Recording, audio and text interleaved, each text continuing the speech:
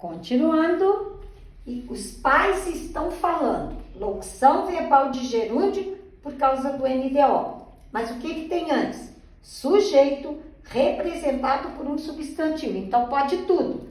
Antes do auxiliar, depois do auxiliar, depois do principal. Então, os pais estão falando-lhe, os pais estão lhe falando e os pais lhe estão falando.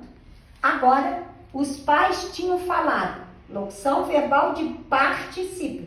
Por quê? Não tem o F e nem o NDO. Então, o particípio já lhe disse. Nunca depois dele. Então, em vez de 3, vão cair para 2 opções.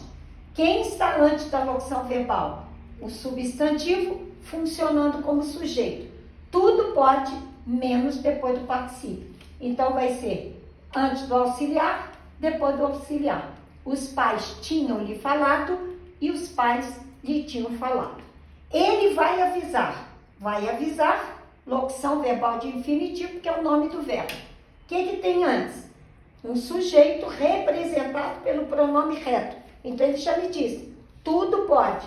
Antes do auxiliar, depois do principal, com if. Então, ele vai avisar-te, que é o mais elegante. Ele vai te avisar e ele te vai avisar. Ele estava avisando. Locução verbal de gerúndio por causa do NDO. O que tem antes? Pronome reto funcionando como sujeito. Então, ele já disse, tudo pode. Antes do auxiliar, depois do auxiliar com if, depois do principal com if. Então, ele estava avisando-te, ele estava te avisando e ele te estava avisando. Ele havia avisado. Locução verbal de particípio. Por quê? Não tem o R, não tem o NDO, mas tem o DO, que prova que é particípio. Já sei que depois do particípio, nunca, não importa o que apareceu antes da locução verbal. Jamais se pode colocar pronome oblíquo depois do particípio. Mas, como esse ele é um sujeito representado por um pronome reto, então eu tenho as 2 opções. Antes do auxiliar e depois do auxiliar. Ele havia te avisado e ele te havia avisado.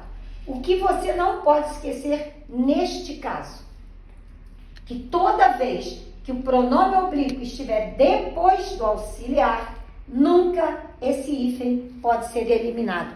Isso é do povão. Então, você não é povão, você é estudante. Então, tem que falar e escrever corretamente, ok?